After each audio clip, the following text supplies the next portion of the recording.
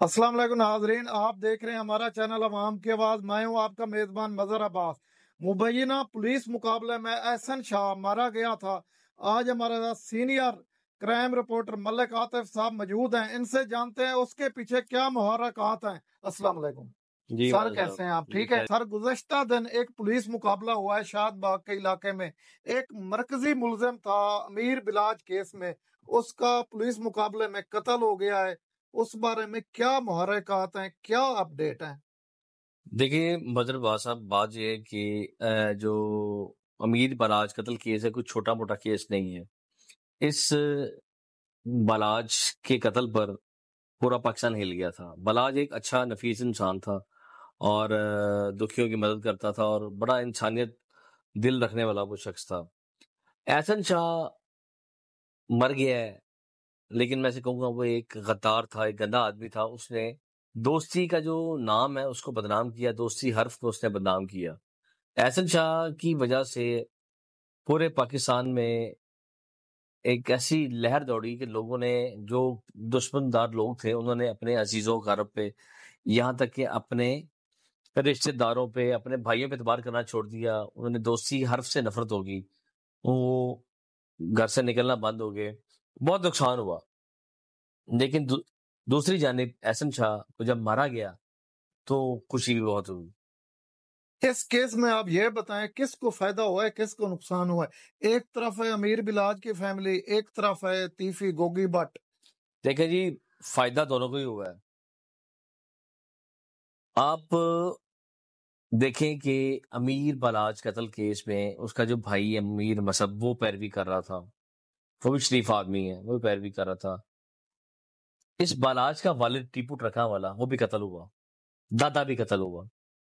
ठीक है, क्या इन्हीं की फैमिली ने कुर्बानियां देनी है? असल जो मरकजी मुलजिम था वो था तीफी भट्ट, सुहेल, जिसके कहने पे एहसन शाह तीफी मलिक भट्ट से सुहेल। मिला, मलिक सुहेल, जिसके एहसन शाह तीफी को मिला और ये सारा प्री प्लान किया गया, की तो गद्दारी की गई ना। अब एहसन शाह बलाज मर्डर केस में सिर्फ एक ही मुलजिम था, एहसन शाह, जिसको कई महीने जुडिशल रिमांड पर सीआईए ने अपने पास रखा। उसके बाद उसको जुडिशल कर दिया गया। अब इसमें दो पहलू हैं। एक पहलू है अमीर बलाज की फैमिली को भी फायदा जाएगा, दूसरा इसका फायदा जाना था तीफी भट्ट को भी, क्योंकि तीफी भट्ट को नामजद इसी ने किया ना, एहसन शाह ने। एहसन शाह नहीं बताया है कि मैंने सुपारी ये को रैकी दी थी, जराए वो बता भी रहे हैं कि ये वादा माफ गवाह बन गया था, ये उसके लिए भी बवाले जान था, खतरा था, ये था वो था। अब एहसन शाह को मरवाया इसलिए गया कि 109 में वो चलान हुआ था, इसके अलावा तो केस ही नहीं थे उस पर। नहीं, सेशन कोर्ट में तो उसकी जमानत खारिज हो गई थी। ये हो गई थी, हाईकोर्ट से हो जानी थी, हाँ देखें, बड़े सॉलिड एविडेंस से हो जो जानी थी। सेशन कोर्ट है वहां पे एक लोअर कोर्ट है, वहां पे जो जज हैं वो भार नहीं उठा सकते। अगर हम देसी तरीके में कहें, वो भार नहीं उठा। हाई कोर्ट में 110% मेरिट होता है, वहां पे तो मेरिट पे फैसले होते हैं, वहां जी पे तो जमानत हो जानी थी। सर, 109 में आज तक सिवाय भुट्टो के अलावा किसी को सजा नहीं हुई, 109 में ही वो चलान हुआ था। अब ये एफआईआर किसके ऊपर दर्ज हुई है? ये एफआईआर जो शादबाग में दर्ज हुई है, पुलिस मुकाबला, मुबैना पुलिस मुकाबला जहां भी होता है, वहां पर एक किसी सरकार की मदयत में एक एफआईआर दर्ज की जाती है। रियासत की जो हाँ जी, हाँ पुलिस जी, की जी जी, मुद्दत वो में। उसकी पुलिस की मदद में एफआईआर दर्ज की जाती है। ये शादबाग के इलाके में एफआईआर दर्ज हुई है। इसमें अली रजा जो है, उसका भाई जो है, वो नॉमिनेट किया गया है। अब अली रजा, मुझे ये बताएं, 5 से 6 7 महीने हो गए हैं बलाज के कत्ल केस को, मैं बड़ा डीपली चेक कर रहा हूँ, आप भी देख रहे हैं। अली रजा का नाम कहीं कहीं आया था? कहीं पे नहीं आया था। अचानक अली रजा का नाम आ गया, क्योंकि अली रजा एहसन शाह की जो था पैरवी कर रहा था, उसके केस केस की की। पैरवी कर रहा था। ठीक हो गया। अब हमारे जट की जुबान में या पंजाबी में कहते हैं कि अगर कोई बंदा किसी की पैरवी कर रहा हो ना, तो उसको वो बहुत चुभता है दुश्मनदार को, कि ये क्यों पैरवी कर रहा है। नहीं, उसकी माँ हमने भी वीडियो देखी है, आपने भी देखी होगी। वो कह रही थी कि मैं अपने बेटे को 12 बजे दिन को मिल के आई हूँ। तो वो कह रहा था कि अम्मी जाएं कि पुलिस के सीनियर जो अफसरान हैं उनको मिलें, वकील को मिलें, प्रेस कॉन्फ्रेंस करें। आज मेरा आखिरी दिन है, आज मैं मारा देखिए जी, जाऊंगा। बात ये है, उसको पता लग गया होगा, क्योंकि जेल में कई चेमगोइयां चलती हैं। फिर शकील भट्ट उसको जेल में लेने गया। अब उसकी माँ भी ड्रामेबाजी कर रही है मेरी नजर में। उसकी माँ कहती है कि बलाज भी मेरा बेटा था। तो जब बलाज बेचारा कत्ल हुआ तब उसकी माँ कहाँ थी? तब तो नहीं गई वहां पे। हाँ वहां पे कहीं उनका उसका ध्यान नहीं। बेटा एहसन शाह उधर अल्लाह के घर पे बैठ के बलाज की टिप दे रहा है मारने के लिए, उसको उधर शर्म नहीं आई। तो ये इसकी माँ अब किस मुंह से कह रही है कि मेरे बेटे का मरवाने में बलाज की फैमिली का हाथ है? चलो मैं मानता हूँ ये हाथ हो सकता है, लेकिन एहसन शाह को मरना चाहिए था, उसको जहन्नम वासिल करना चाहिए था, वो इसी काबिल था। लेकिन इसमें फिर दो पहलू आ जाते हैं कि एहसन शाह को किस केस में पुलिस लेकर गई, क्यों लेके गई, ये सवाल या निशान है। ठीक है ना, किस केस में लेके क्यों लेके गई। और 4 महीने बाद उसको जेल से वो तलबी करवाते हैं, तलबी करवाने के बाद उसको वो ले जाते हैं रिमांड पे। रिमांड पे तो वो जो हमने सुना है, जो मुल्ज़म होता है वो अदालत की अमानत होता है कि रिमांड तो अदालत ने दिया, अदालत ने पेश करना होता है। अब इसमें मेरे पुलिस भाइयों ने बड़ी देर या बड़ी स्पीड लगा दी कि एहसन शाह को उसका मुकाबला हो गया, हमारे दोस्त बच गए। अल्लाह ताला हमारे पुलिस वाले को अपनी हाँ एक मान में रखे। अफसोसनाक वाकया भी हुआ है रहीम यार खां में। जी जी, वो पूरा शोधा को पाकिस्तान एक शौदा के लिए दुआ गो भी है। तो अब सामने ये जब उसको वो वहां पे एहसन शाह को पार कर दिया गया तो वहां पर अली रजा का भी शामिल हो गया। भाई बात ये है कि जब आप उसको लेके जा रहे थे कि क्यों निकलवाया? कोई सिक्योरिटी अब नहीं थी इसमें पुलिस की। नहीं पुलिस की सिक्योरिटी क्या, सीआईए को क्या सिक्योरिटी की जरूरत है? सीआईए में इकबाल टाउन का एक बड़ा एक नाम है, सिविल एक लाइन का बड़ा हमारी नाम है। जो एजेंसी है ये तकरीबन जो पंजाब लेवल पे। बात ये है जी मोहरकात, आप ये देखें कि एहसन शाह को मारने का फायदा किसको था, ये बताएं।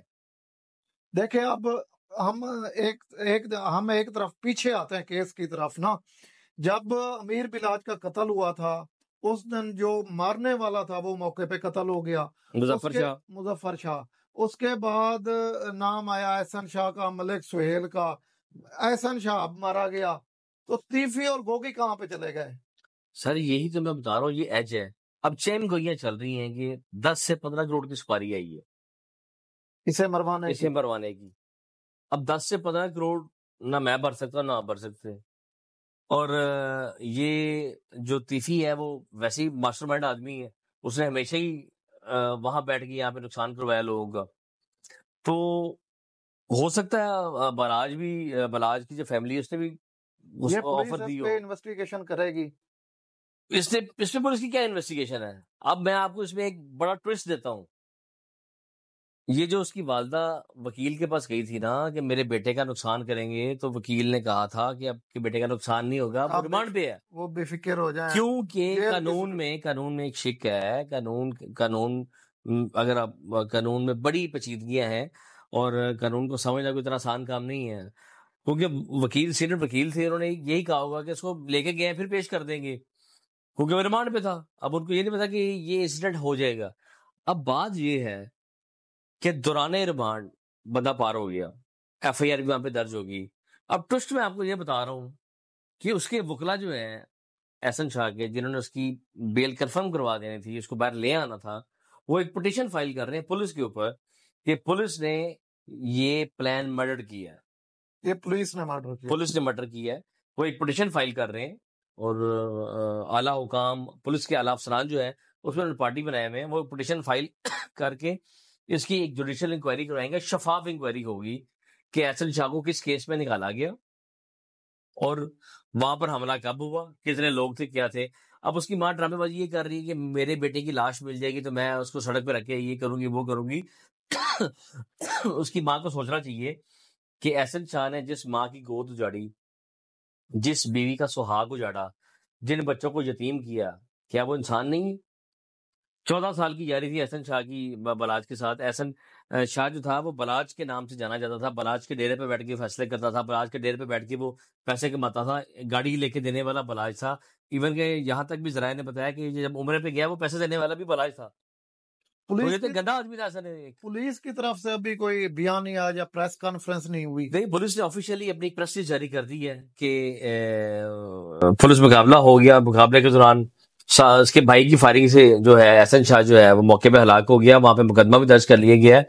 पुलिस ने तो अपना काम कर दिया, अब तो अदालतों में ये फैसले होंगे, अदालतों में बात